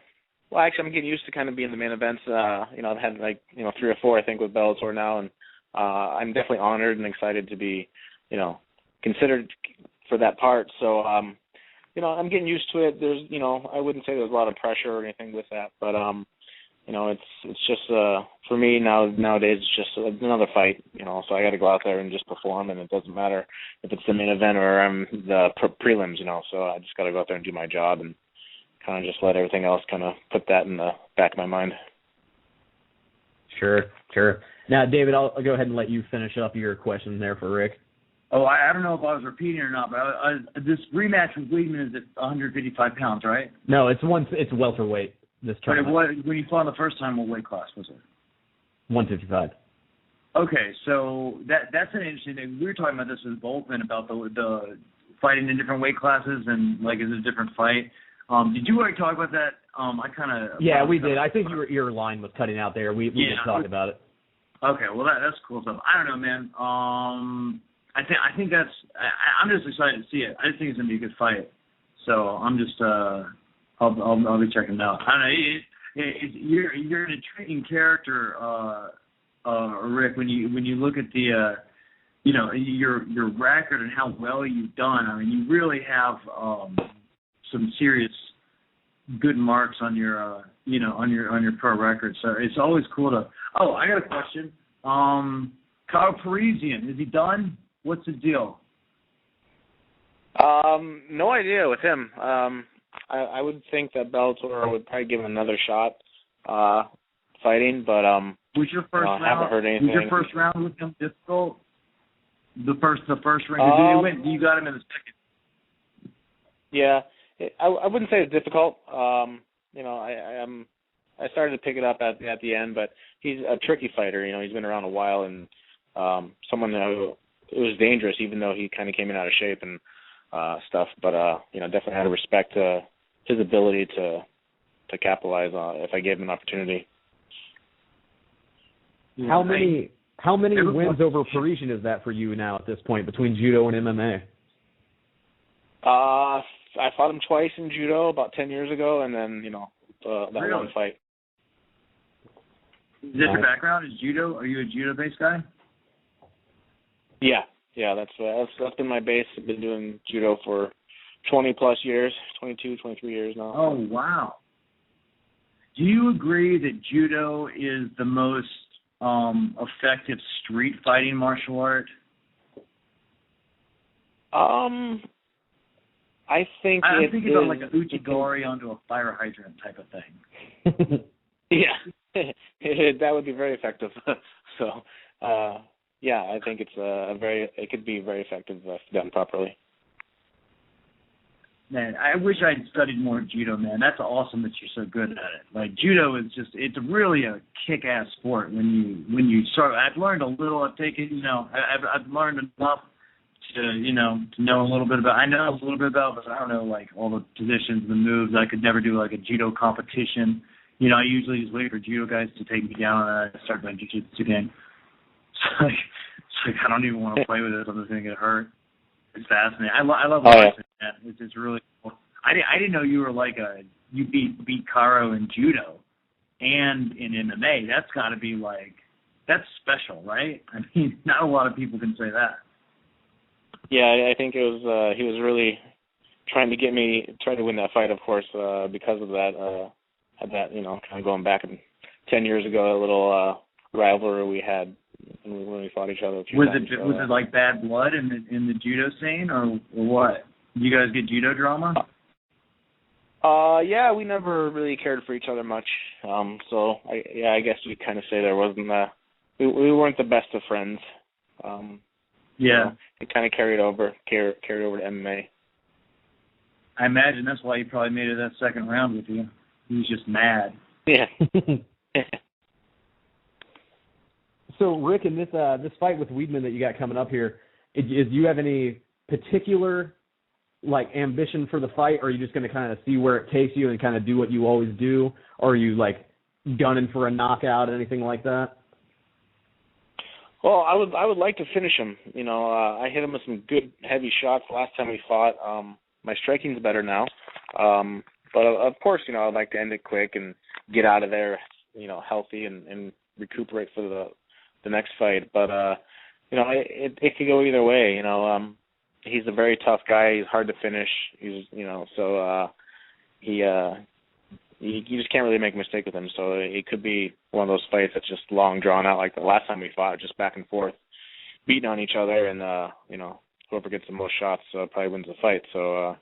But it'd be nice to finish him. Nice to get that finish. But a win's a win. I'll take it whatever way I can get it. Sure. I don't want to take up any more of your time here, Rick. Just obviously throw out this fight's coming up October 18th. You are the main event on Spike TV.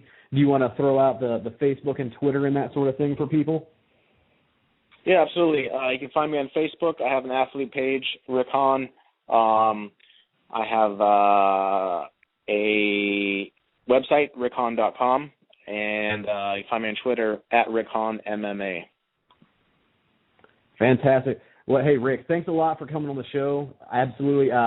Hopefully, after this fight, maybe we'll talk to you before the next round of the tournament if everything goes well your way, and you will be in the next round. Good luck with the fight. Thank you very much. Absolutely, guys. Appreciate it. Thanks, Rick. Take it easy, man. Take care. All right. Rick, he is an interesting dude, man. Like, his record is solid. Like, this guy, he's fought, and it's only 2 losses. Jay Haran is a very respectable loss. Especially, like, it's got to be 2 years ago that he lost to Jay Haran. It was in 2011, May 2011.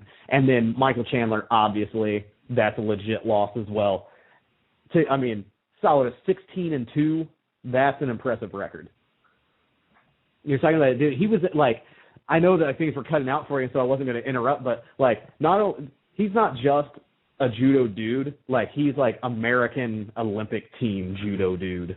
Well, obviously, if he's even competing against Kara Parisian, then he's at the world class level. Because of course Kara is famous for that. If he's beating Kara Parisian, then he's like, Kara was with her.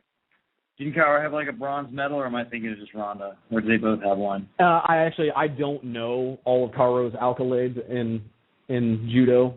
Well, he's a bad motherfucker. He'll throw you through a wall without even breaking a sweat. And it sounds like Rick Hawn did the same thing to him. So yeah, for sure. That's a dude. I don't know if you've ever tried to do judo, man, but I have not. It is a sport for men and women, I guess. It's really awesome. You got to be tough, I guess, would be the right way, because they do nothing but like they're standing and then they just land on the ground. They're standing, they land on the ground. They do that all day, every day, and you take a beating, And again, what I was talking about, like the street fighting aspect, I think judo is like the most savage martial art for street fighting.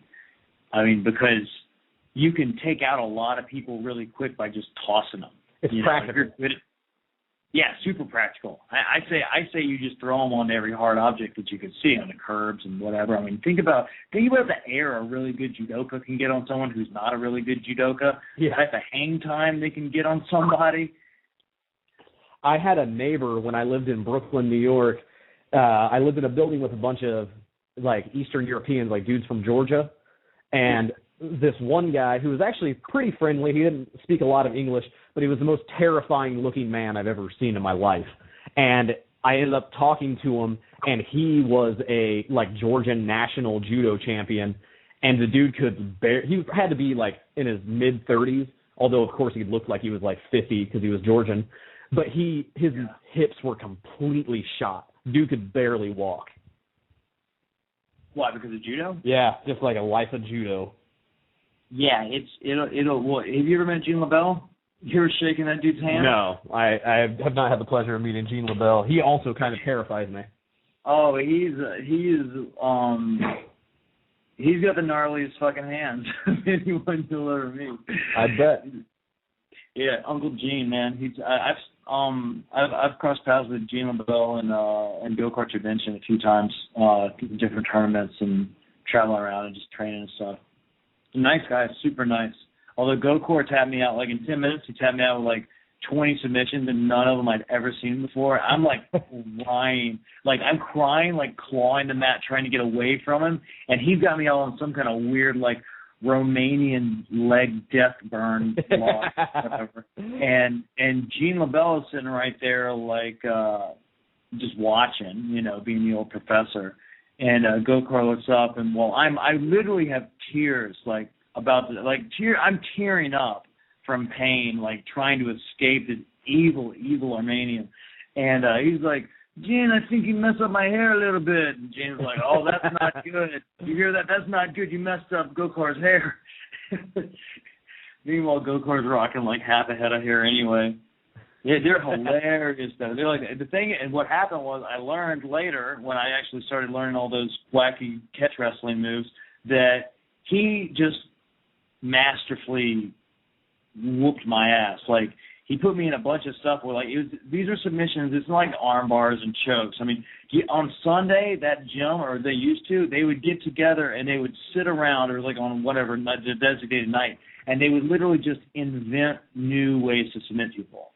It's like all the coaches would get together and they would just brainstorm. It's fascinating, but they're all judo-based. And they're all a bunch of bad motherfuckers, too. And Gene LaBelle's hands are gnarly as fuck. So I suggest you shake his hand at some point if you ever are in Hollywood, and just so you know, be like, David Hewlett said you got to shake your hand and your hands are gnarly. I'm sure he'll say something funny as a result. He's one of the funniest men you'll ever meet. I will make it a goal in my life to shake Gene LaBelle's hand for more than just that reason, too. We're going to throw one more time to commercial, and we're going to come back, and we're going to do this preview of the Maia versus Shields UFC card. Yeah. This is Real Combat Media Radio. Check us out at realcombatmedia.com. While you're there, check out the Feed the Poor link on the bottom of every article, and you can send a donation if you're interested. That is, once again, on the bottom of every article as well as on the top of the website. If you are an MMA, boxing, or fitness business and interested in sponsoring our website or radio podcast, send us an email. Advertising at realcombatmedia.com. Once again, that is advertising at realcombatmedia.com. Make sure to check out the Real Combat Media MMA and boxing store at the top of the menu at realcombatmedia.com. We carry a collection of products. We have the Cardio Mask, which is excellent for all fighters, endurance athletes, and serious fitness enthusiasts. Once you are in the Real Combat Media store, click on the banner on that page. We also carry Alpha Brain. Alpha Brain is a great and natural product which activates your brain's neurotransmitters and helps you think more clearly, which improves brain function. You can also purchase the world's healthiest plant protein, which comes from hemp. There are many other products online on the online store, and click on the On It banner at the Real Combat Media store, and you can purchase Alpha Brain and other health products. Use the discount code Real Combat Media, and you will receive 10% off at the checkout store on the On It. That is ONNIT on the banner at Real Combat Media store. Buckle up. Here we go. Let's get this show started.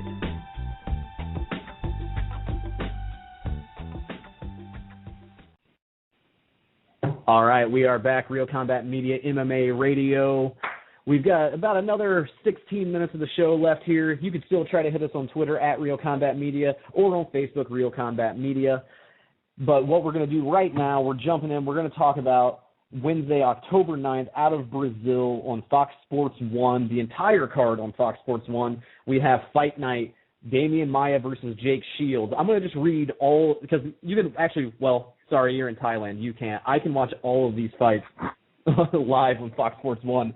Starting down at the very beginning, we have Alan Patrick against Garrett Whiteley, Chris Carriazo against Iliardo. What's that? Yeah, I would say this is about to happen, though, right? Like this whole card? Yeah, this Wednesday. Like tonight. It's like, yeah, a couple of days. I might have to wait. When this monsoon's over, I might have to scoot on down to the local little whatever the Thailand version of the sports bar is. And I think they show it. The cool thing about the it's a brothel. It's all brothels. No, Pattaya's all brothels. Phuket's all Muay Thai gyms and brothels. All right. They don't really have brothels. They just kind of have like, I don't know. We'll talk about Thailand. Like, you read the card. Let's focus. Alan Patrick, Garrett Whiteley, Chris Carriazo against Iliardo Santos, Jan Cabral against David Mitchell, Igor Alharo against Eldamo Alcantara, these names are easier than a lot of these Brazil cards, I'll say that. Rafael Assunção against TJ Dillashaw, Husamal Palhares against Mike Pierce, Joey Beltran against Fabio Maldonado, Matt Hamill against Thiago Silva, Dong Hyun Kim against Eric Silva, and Demian Maia, Jake Shields. Since we've got 15 minutes here, I want to make sure we get to talk about we're going to start at the top of the card then and just start with the main event here. Demian, I was going to say, I was going to say, let's start at Mike Pierce and work our way up real quick. Okay, yeah, let's do that. We'll put ourselves under the gun to make sure we get. Well, you know what? We got to start even lower though, because I think Rafael Assunção, TJ Dillashaw is worth talking about as well. That's on the card. That's number 6. Pierce and Palhares are number 5. Yeah, but it's all going to be live, you know. You fought Rafael Assunção? What'd you say? I fought Rafael Assunção. You did? Yeah. In a welterweight tournament, he was able to bulk up to 165.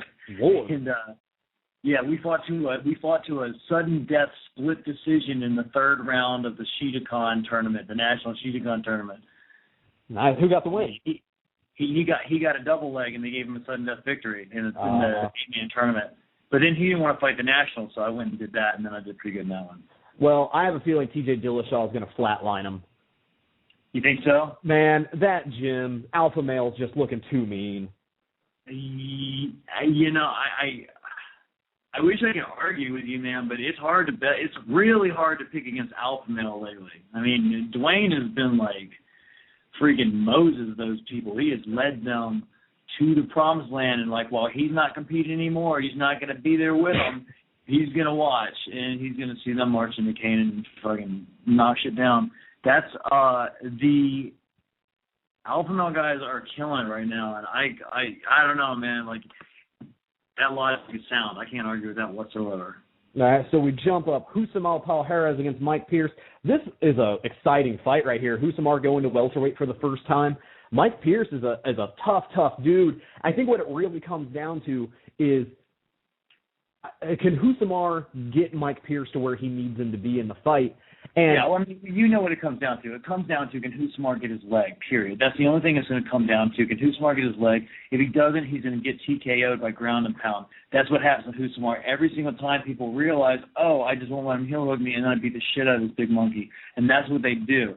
Pierce is a bad motherfucker, but Husamar at welterweight, it could be a negative, honestly, because he's like this little stocky powerhouse, this little tree stump of now that he's going to be fighting guys the same frame as him, his legs are longer. He didn't used to have long legs, but now that he's a welterweight, he does have long legs, or he's got more normal-sized legs. He's not a tree stump anymore at welterweight.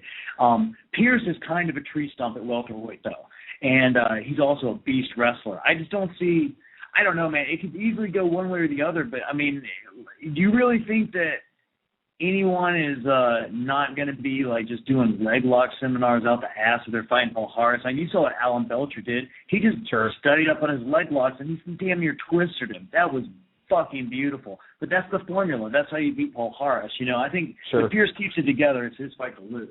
Sure, and the one thing I will say, and, we got to move quick on this card, is Palhares, it's not like Palhares has to take Pierce to his back. All he has to do is put his hands on him and then jump for the leg. So it's not the traditional where if it goes to the ground, Palhares has the advantage, whatever. Palhares just has to try to get that leg, just like you said. I favor Pierce in this fight, I really do, and I think it might help him get back up into the, be talked about in the way that I think Mike Pierce should be talked about in the division, or it rejuvenates Palhares for another couple of fights at least.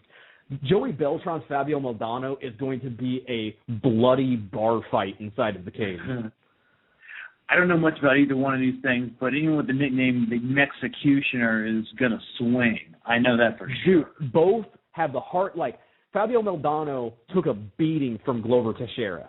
Absolute beating from him. And Joey Beltran has taken a beating in every single fight he's ever been in. And so I have no idea who to pick. I'm going to favor Joey Beltran because I've seen him endure a little bit more. But, yeah, that's a tough one. Matt Hamill, Thiago Silva. If Thiago Silva still got his mojo, then he should be able to get through Matt Hamill without a lot of trouble. Do you mean anabolic steroids? Is that what you're talking about? Because he don't have that right now, I don't think. I think that they're making him, they're testing him these days. So, of course, Hamill, I don't know. Hamill's really interesting because you never really know kind of how good he's going to do. Everyone's always rooting for him, though. He's got that whole, that whole, inspiring story and all that. And Thiago's sort of a villain, in the light heavyweight division. He's sort of one of the bad guys. So it's going to be sort of like good versus evil in the comic book world as far as that fight goes. Sure. What do you think, man? I'm kind of feeling Thiago Silva on this one. I just think that Matt Hamill has lost his drive. I know he came back out of retirement, whatever. Oh yeah, he retired, right? That's why I'm freaked out by this because I was like, why is Matt Hamill on the card? I did not expect to see him. Yeah, second fight back, I think. I don't even remember the other fight, but I just don't think Matt Hamill is relevant anymore. Maybe I'll eat my words, and good for him if that happens. I'm not hating on him. Dong Hyun Kim against Eric Silva. Eric Silva's a killer, man, but Dong Hyun Kim is a tough opponent. This is a great test for Silva. I mean, he had a great fight against John Fitch. John Fitch got fight of the night because this kid put up such a fight against him. He gave John Fitch fight of the night. That's hard to do. Yes, that's a really good point. I hadn't thought about that before. That's a really good point. Yeah, John Fitch didn't win a lot of fight of the nights. I think this guy's really exciting. There's a lot of really cool stuff, and I don't know. It's going to be a cool one. The thing with it seems to be like we were talking about Yushin Okami, and Dong Kim is sort of like Diet Okami as far as I'm concerned. And he's got that similar style where he's like big, powerful, but he's more into making people look bad and neutralizing than really finishing. I'm not saying he can't, but he's got that kind of he's got that, I don't know, you call it like an Asian pace to like how they fight, because the Brazilians, they come out like furious a lot of times. The Japanese don't do that as much, It seems to be more of a technical thing. Like even like when Misaki came into the UFC for a little while, and he's still like he wasn't the same Misaki that was like knocked out who's that Korean Canadian guy who's so good, Kang. Dennis Kang. Yeah. Like it's not the same dude. He's not the same dude. He did great. It's like the Lehman fight was epic. That was a legendary fight. Sure. But you're talking about Akiyama. Oh, I'm thinking of Saksayama. Aren't I? Yeah. Misaki was in there for a little while too, though. He's I don't a know. strike force. I'm getting these guys because these guys who've crossed over. They're all kind of like they're all real good, but they kind of like they'll show up and they'll kind of go away. They'll show up and they'll kind of go away. Kim has been doing. No one could touch him really until Carlos Condit got a hold of him. Yeah. And then we got 6 minutes here. We got to move main event. Cool. I would say I'm rooting for Eric Silva, but Dong Kim has such a habit of making people look bad. It's going to be sort of like the fans will hopefully be the winner of this fight. Yeah, I'm on the Silva train too because I like the young hot prospect. I think that's a cool thing in that division. But main event in the same division, Demian Maia, Jake Shields. I got to say, I want to see this fight. I think it is crazy to make this a main event fight. It has the potential to be a boring fight. Well, the old formula in mixed martial arts when you have two really good grapplers, like really really good grapplers, it has a habit of turning into the worst striking match you've ever seen. Yeah, well, every Jake Shields fight is the worst striking match I've ever seen. Here's the thing, man. Like, I don't think his striking's pretty either, but he did close George's eye.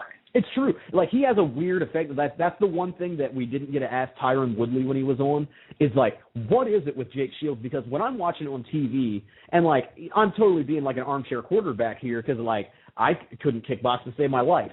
But I'm watching Jake Shields, and I'm like, don't you train this? Like, why do you look so awkward? Like, what is going on? But then what he's doing is fairly effective.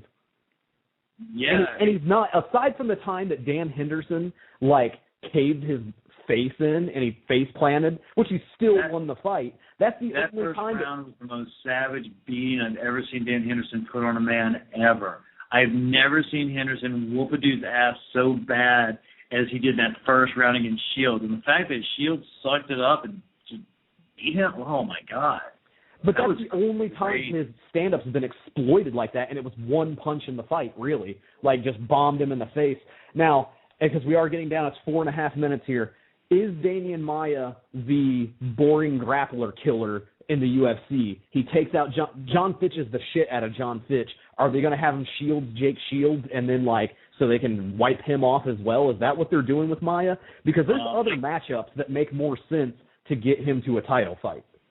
Yeah, I think this is a risky main event. I mean, it's two big names, though, and okay, Demian wins on the ground, period. Shields is not going to submit Demian Maia. I don't think that's really likely.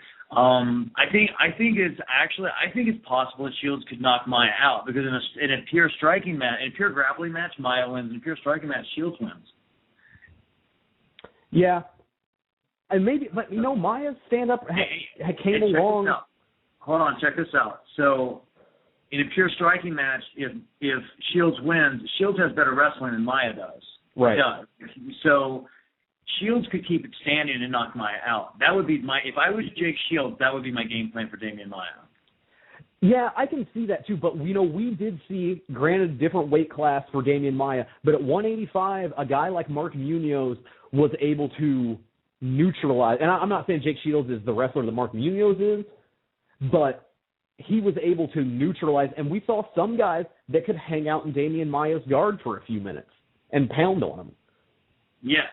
And you know, if anyone's got the type of top game to neutralize a really solid, like the best, you know, he really does have one of the best top games as far as control goes in the sport.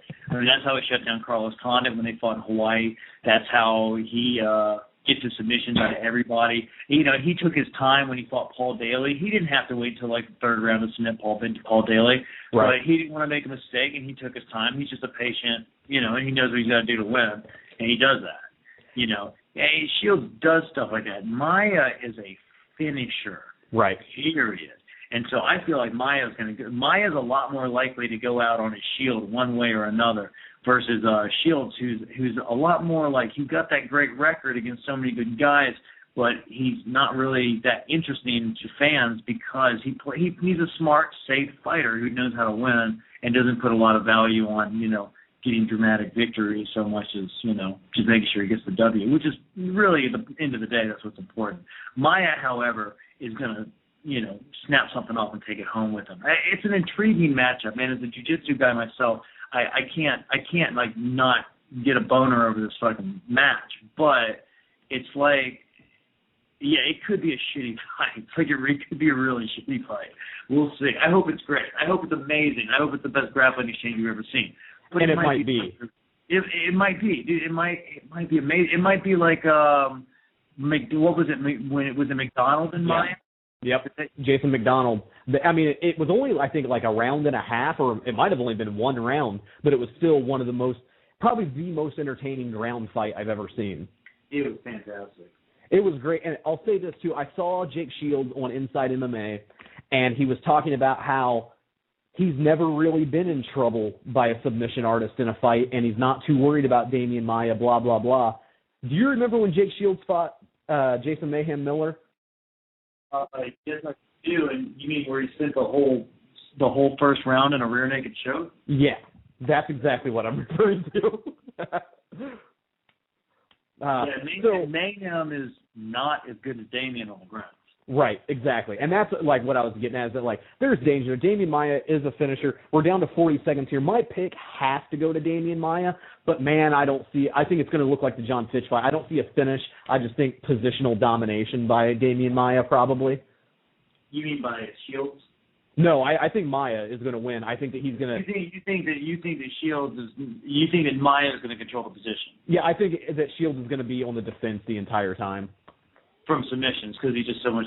Okay, so you think that Shields isn't as good as defense as he thinks he is? Right. We are down to 9 seconds. Who's your pick? You going with Maia? I'm going to go with Shields by decision. No, I'm going to say Shields by knockout. Cool. All right. Shields by knockout. We are out of time here. Thank you for listening to Real Combat Media MMA Radio. Little technical difficulties. All in all, we talked to some good fighters about some good upcoming fights, and we got more coming. What's that? Monsoons happen. And monsoons do happen. But thank you, everybody, for listening. We will catch you next time. Hit us on Twitter. I am at ISAACLANDFERT. David, you are? At DC Hewlett. Also follow my podcast, International MMA and Social Stuff, Training, blah, blah, blah. DavidHollywoodHewlett.com, HULETT, at DC Hewlett at Twitter. Thank you very much. See you guys next week. Later, guys.